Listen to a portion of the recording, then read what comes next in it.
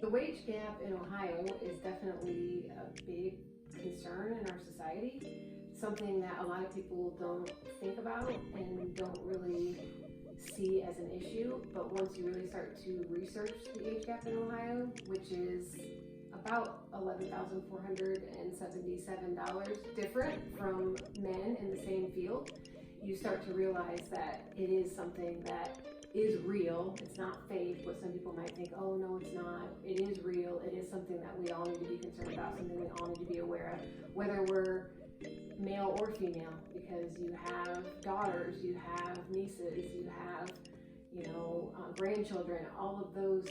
Everybody has women in their life. I think that first everybody needs to understand what the definition of wage gap is, and once you can clarify that, then you understand that when you look at the gender wage gap, because there's a lot of different gaps that we could be looking at with wage, is that from the males to females. One of the things that we noticed is that back in many years ago, where men were the ones that were doing most of the jobs in the factories and outside of the home versus women that were not, that gap was a lot larger. Since that time, it's created a lot smaller gap, but there still is one.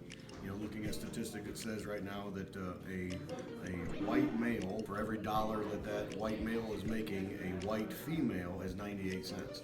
Okay, and so that's the present day numbers from 2018-19. So looking at those, it's a lot closer. The disparity is not as large as it used to be, but if we go back farther, we'll find that is a lot larger, and depending on if you take race, ethnicity, and everything else, and that makes that gap even larger. So those numbers show us that there still is not the equality amongst dollar for dollar, but the things that you got to look at are uncontrolled and controlled. Uncontrolled is basically stating that we're just taking all males' jobs and taking all females' jobs. Controlled would be a male being a teacher, a female being a teacher, a male being an engineer, a female being an engineer, and you look at those numbers and it's a lot closer. And that's where the 98 cents comes in when it's controlled.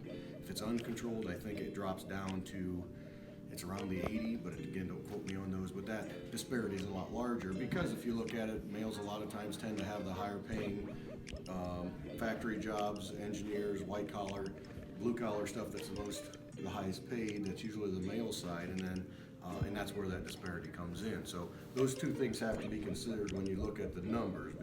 Like I said before, in general, the wage gap for women in the state of Ohio specifically is just over $11,000.